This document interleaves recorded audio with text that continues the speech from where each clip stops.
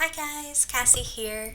I want to talk about one of my all-time favorite board games, which is the Isle of Cats series. I have the different iterations of the game. So I have the regular Isle of Cats, the Explore and Draw, and I also have the Duel version.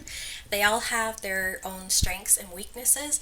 This isn't necessarily a how to play of the game, it's just showing the differences between the three versions in case you are looking to grab this. I hope this helps. So this is the regular version of Isle of Cats. I play this game pretty obsessively. I have gotten all of my friends on board pretty much, and I play it every chance I get. I really love this game. It can play 1 to 4 people and usually takes about an hour to an hour and a half, which is a pretty good length for the game. I find the game looks really good on the shelf, and I definitely recommend it. It has 3 different versions in the game. So it has the regular version, the family mode, and then the solo mode. There are also expansions that you can get to go with the game, such as this one.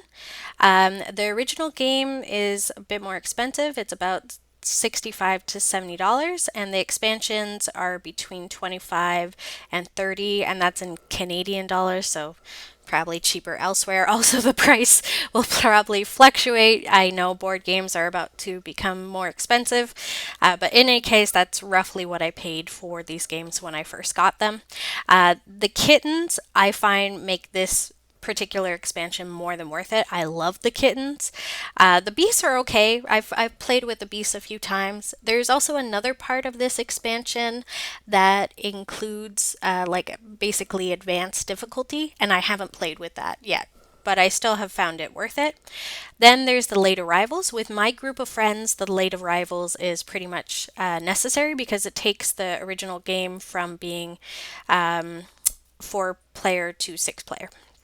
And then last but not least, there is the boat expansion. The boat expansion is definitely not necessary if you don't, if you haven't played a lot of the original game. It basically makes it so that there's different boats. And I find it quite fun, but totally not necessary unless you really get into the game. So moving on to the gameplay. First, I just want to start off by saying if you're looking on a how-to, Frank, the developer of this game, has basically made a perfect how-to with regards to this game, so don't refer to this video with regards to how to play. But here are some of the things that I really like about this version of the game. So this is just the regular version of Isle of Cats. I really like the card aspect of it. I like that you have to pass your cards back and forth. You take 2 and then you pass to your colleague, or not colleague, your friend, most likely. You go back and forth until you have your whole deck, and then you decide what you're buying and what you're not. I also really like that you have to choose to buy your cats. You have the lower cost and the higher cost. You also have to decide on if turn order matters to you. There's only 5 rounds to this version of the game, but I really like how much this version of the game you can add to it. You can really simplify it if you're playing the family mode, or you can really ramp up the difficulty and what you have to do by adding in the expansions. I definitely feel like this is the most fleshed out version of the game. So then we move on to Explore and Draw. The biggest strength of the Explore and Draw version of the game is that you can play 1 to 6 players, and it is such a small version of the game. I love that this is so compact and that you can basically take this with you on the go pretty much anywhere. In terms of playing this version of the game, you don't get to see the physical treasures, so you do have to refer to the card to that. You get information with regards to how to set up all the cards, and there are 7 rounds within a game, which allows you a lot of time to fill up your boat. There are special abilities specific to this version of the game. Point counting is pretty much the same. The lesson cards have their own sheet, so you just kind of mark them as you go. So this version of the game, you have to draw instead of obviously have tactile pieces. Now, the good thing about this game is it's quicker. That's why there's more rounds, is because everyone can see the same main group of cards and decide, okay, these are the ones that I want to choose for my round, so it can go really, really quickly. I could definitely see if you got the expansion to this particular version, which I unfortunately don't have, you could play this with up to 12 people. Right now you can play it up to 6, and it's speedy, which is great. And I also find that it's pretty deductive. So if you're bringing people into the franchise, this is usually the game that I will take with me because it's way less intimidating than the regular Isle of Cats. It kind of lets people dip their toes in, get a sense of how the rules work, because the cards pretty much explain themselves, you know. That's something that I really love about it. Something that I don't like about it as much is that it's so easy to smudge things. This is kind of the way that I have developed for my games, which is kind of like creating dots and lines to represent the cats, and then C is for common treasure, and rare is for obviously rare treasure, but you can see there how easy it is to swipe it off. So it can be really easy to kind of mess up your board. So that's the one thing about this version of the game that I'm not quite as a big a fan of. Other than that, I like the speed of this version. I like that this version also kind of sort of has some of the expansions pre-built into it. So it has, for example, the kittens, which is really great. I do love that about this version of the game. And I definitely feel like this version of the game, like nobody can complain about not having access to good cats because everyone gets the same options. The only thing I would comment about this version of the game is it did not come with wipes, and I do think that it should have come with wipes.